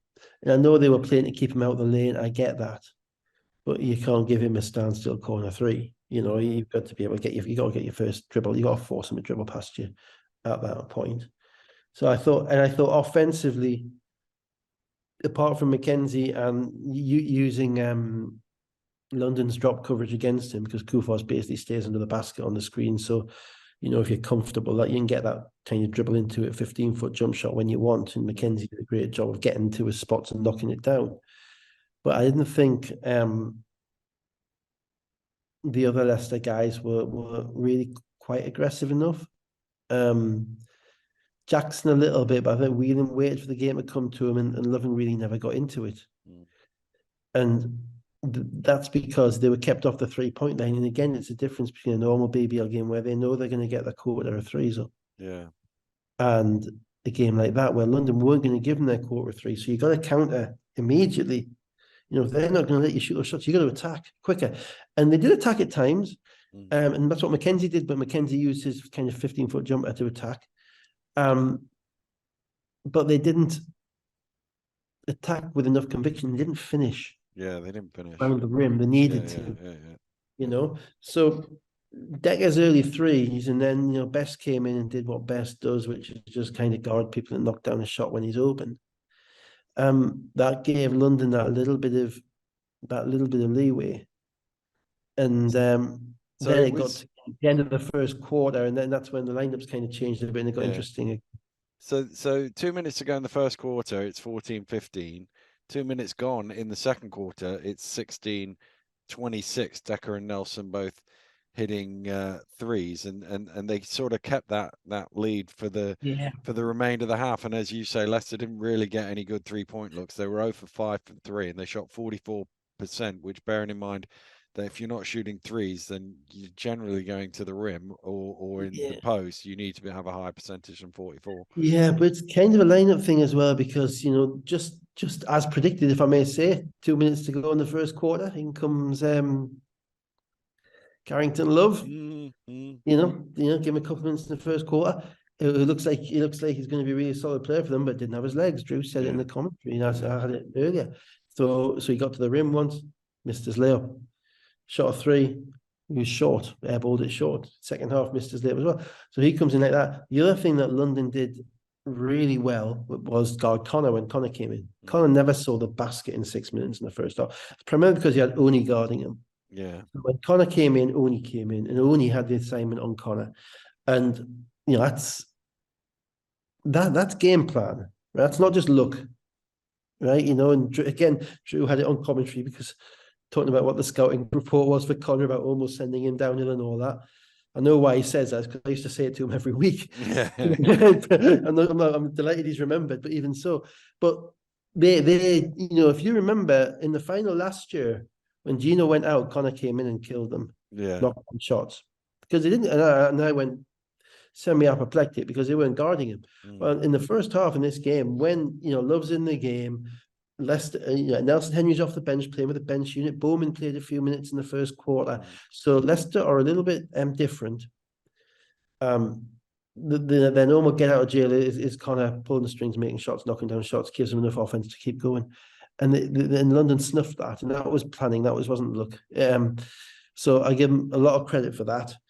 And after that, the first half kind of bobbled along. With London, I mean, Zubcic got injured. Decker wasn't, Decker was limited by the ankle that he turned. And London were playing Soko and Oni, who were, obviously defensively impactful, but offensively they absolutely, threw the rest of the team off. Oni chucked up some bad shots. Soko, threw a couple of passes that I think he'd probably want back. And that meant that whilst London were able to play the defense that they're used to playing, and survive, lest they weren't blowing the game open, which they had a chance to. Yeah. Because Leicester were struggling because Nelson Henry never got himself going in the first half at all. No. In fact, at half time, I think Menzies maybe had a putback, and that was it from the big guys for Leicester. And Leicester had like 30 points and really struggled when Mackenzie wasn't on the court to generate much. They also kind of got some rough calls, to be honest, in that time. There was a block called on Connor where he was literally stood right in the middle of the lane. And because Taylor, I think it was, changed direction and ran him over, that obviously confused the refs who couldn't make their mind up, and then called it a block, and it wasn't a block. You can't call that as a block. He was stood still. Just because he wasn't stood still in front of him doesn't mean it's not a charge if he turns around, changes direction and runs you over, There was obviously there was a whole thing with Oni and the kind of the Jackson takedown, which I didn't get much of a sight of that on the on the replay. But initially my thought was that's unsportsmanlike, and then you realise that in fact the foul that's been called initially is on the floor. Yeah. Means the player's dead. Because if the foul had been called on the shot, that would have been a second foul, and that would have been unsportsmanlike. Yeah. But the player was dead, so refs kind of called nothing. I thought, it was generous to London. Yeah. I expected something. I wasn't quite sure what it was going. I was racking through my head as to what it was, and I sort of thought, well, maybe you just give a technical just to say unsporting behaviour. Yeah. Well, I know. I mean, the interesting. There was just a lot happened to do nothing about. There was interesting. I mean, the interesting thing about it for me was that Leicester always needed to kind of. Leicester were underdogs in this game. And there's a certain way you have to play when you're an underdog. You have to kind of scowl, you have to claw, you have to scratch a little bit. Not obviously they're all euphemisms, but I think you know what I mean. But other than Mackenzie, they're not really a team of that type of guys. No. Mackenzie was a starting point guard, so he wasn't able to kind of come in off the bench and be kind of the disruptor, kind of the irritant. Connect a little bit, obviously. But so the most interesting thing for me, and I know that I can tell that Rob was itching to join the battle because he wanted his team to be like that. Yeah.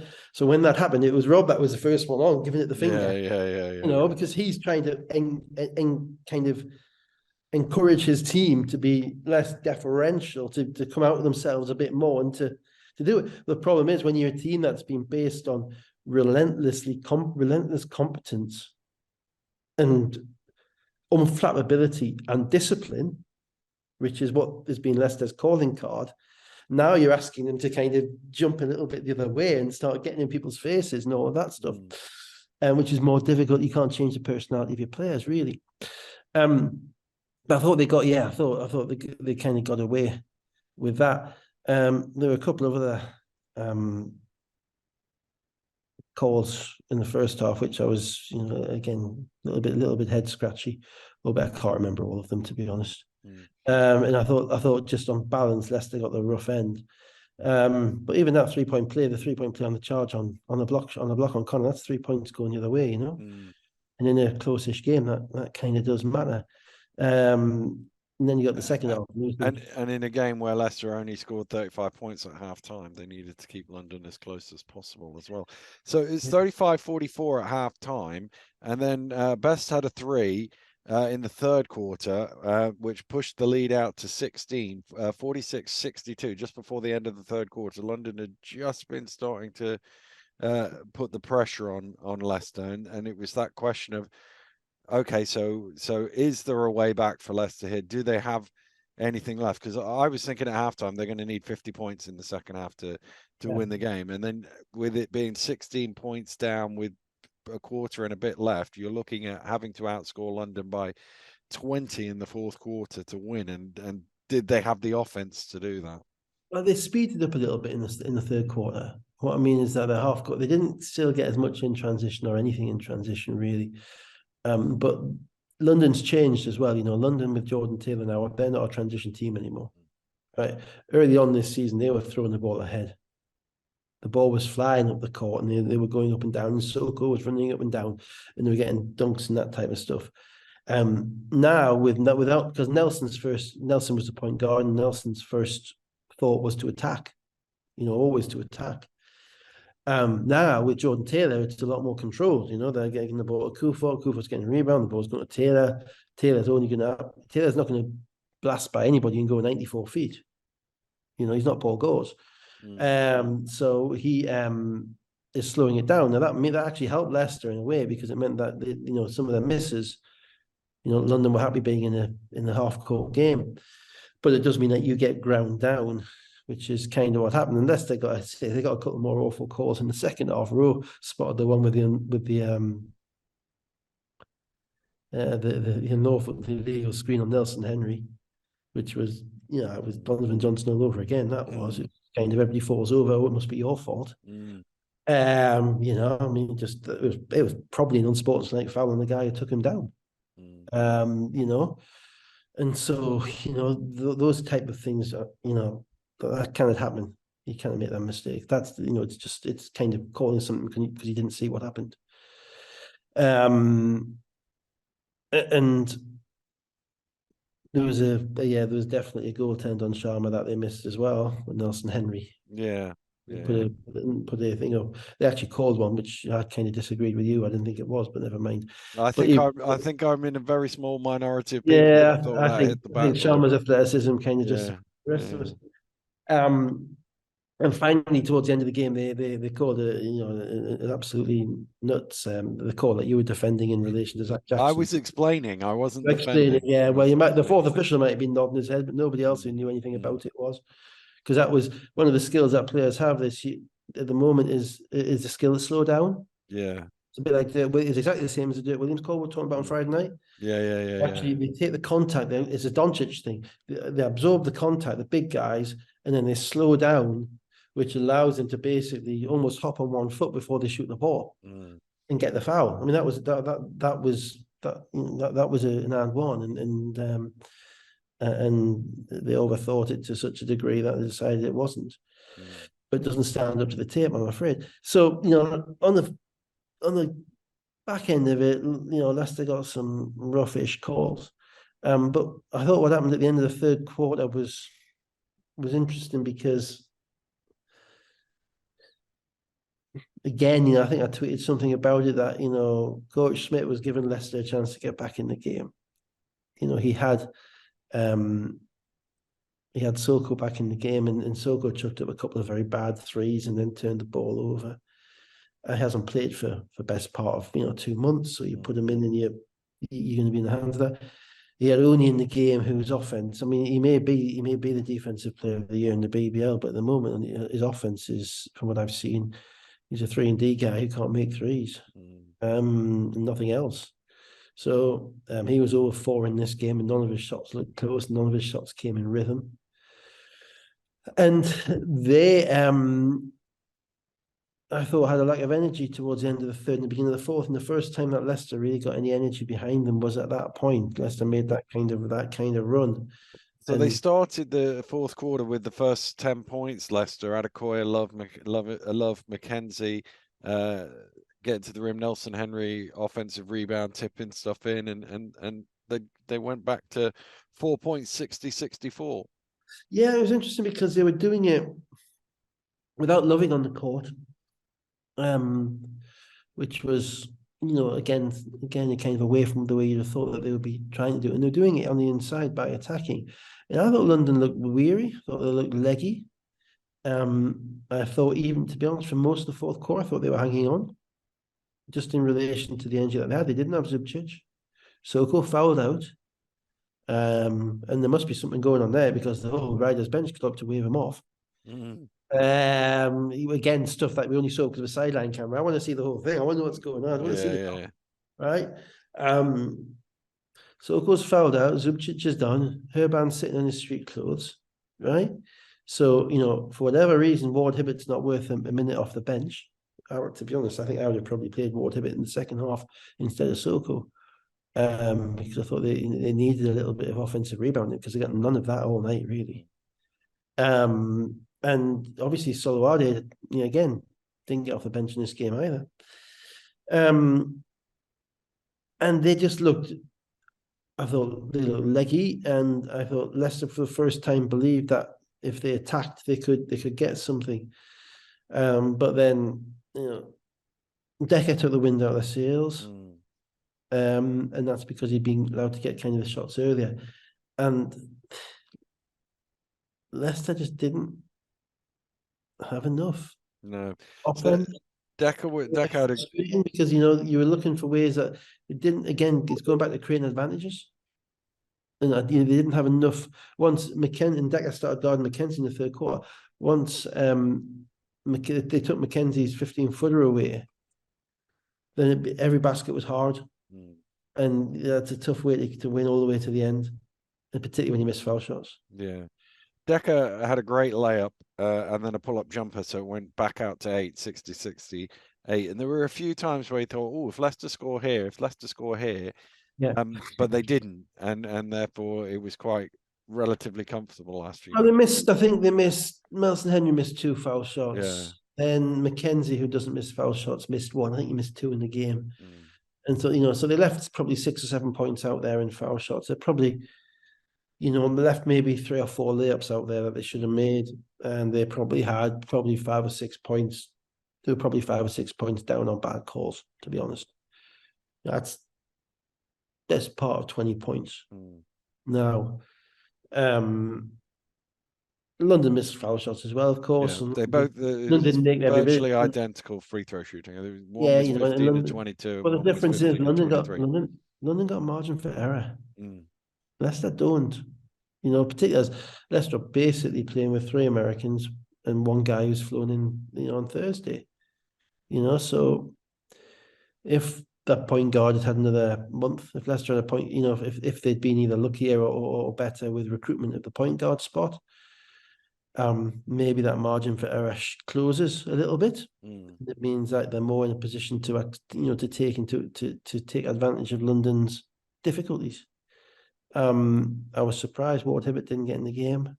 I thought they needed some energy, and I thought London were hanging on. And again, it's that it's BBL mentality. My BBL mentality would always be we're up 15 with a minute to go in the third quarter. We're going to be up 20 with 7 minutes to go, and the game is done. Yeah. And that's just not the way that it is. Seems to be thought nowadays. And they gave Leicester. I thought they gave Leicester a run. Leicester took a run, but. I think particularly the 3 foul shots that they missed. I think at one point with 2 minutes to go, if Nelson Henry had made those 2 and Mackenzie had made that 1, it was maybe a 4-point game. Yeah. And I'm thinking, and then it's kind of squeaky bum time, and you don't know who's going to be around, because for all London have, obviously extremely talented players, who've been around a lot. It's still a cup final. Mm. And they were still tight. And they were tight in the 4th quarter, and they were tired in the 4th quarter. And Busy week for them as well. Busy, oh yeah, absolutely. Yeah, I've Yeah. seen that. And they're off again, Yeah. Saw that in the celebrations, because that wasn't the celebration of a team that's won a cup final for the last 25 years, I don't think they would be. I don't think they would be a la Newcastle on the way back from the COVID playoff final in terms of their celebrations as they head towards Heathrow to go to Montenegro. No, I think that's right. Unfortunately, it was after my time. Yeah. I remember the COVID trophy final. That was fun. Leicester Soul and Kestrels. But no, they I thought they got tight. I thought you saw Luke Nelson was quite quite demonstrative with the refs in relation to his calls. There were a couple of times Jordan Taylor looked positively frustrated. I don't think Decker ever did, but the rest of them, you have Soko, getting some bad fouls in his screens, and offensively, I don't know how many points he scored in the 4th quarter, but it wasn't many. No, it wasn't. It wasn't. I know Leicester won the 4th quarter. I've got it open here. 21-15. 15, and how many of them were foul shots at the end? They must have made probably 4 foul shots at the end, 3, 4 foul shots. So they didn't score me. They were tight, and because it's a final and you want to win. And my impression was that their overriding emotion at winning was relief. And I think if the tables had been turned, Leicester's overriding emotion would have been elation. Yes. And that's and the bus ride back down the M6, M69 would have been a little bit different. Yeah. There is an expectation thing, and they're going to have to deal with that kind of ennui as they move on, as they get into the guts of the season, which you're in now. You always used to find that the cup final had a galvanizing effect, whether we won or whether we lost. To be honest, if you won, you're flying, because suddenly, as you said, you got 4 in your head. Yeah, and if you lost, then that kind of, if you use it the right way, then you have the ability to kind of redouble your efforts, because you don't want to feel that way again. Yeah. So it's all there for Leicester. If they want it, if they can get that love integrated, but they're basically realistically they have to be planning on meeting up with them in Glasgow again in March, don't they? Yeah, it's a possibility. They're on opposite sides of the draw, so yeah. I would stick it as a probability at this point, or certainly a very large possibility. Put it in the 30 to 40% bracket, because I think in one-off games, and I think Leicester are at home to Sheffield, so Leicester always beat Sheffield at home. Glasgow, it's Caledonia versus London, and London will be, they'll be on the Emirates first class up there, won't they? So there'll be beds on the plane, everything. So then there's a semi-final and anything goes. I think London would have Plymouth in the semi-final or something like that. So it's a real prospect. So we might get another showpiece with those two teams. In the meantime, so we'll see. But overall, yeah, it needed. Yeah, I don't know. I'm a bit old-fashioned. Maybe I've been through too many. It just. Leicester, I just needed some of the Leicester guys to take it a bit more personal, but they're not those type of players, so I understand why they didn't, if you know what I mean. Disappointed that they couldn't get anything out of Mark Loving. I'm sure he'll be disappointed. And yeah, it was a final which promised a little bit more than it delivered. Just a little bit more. It was a decent game. Yeah. Game. But just, it could have, there were little things that happened, which could have added just a little bit more to it.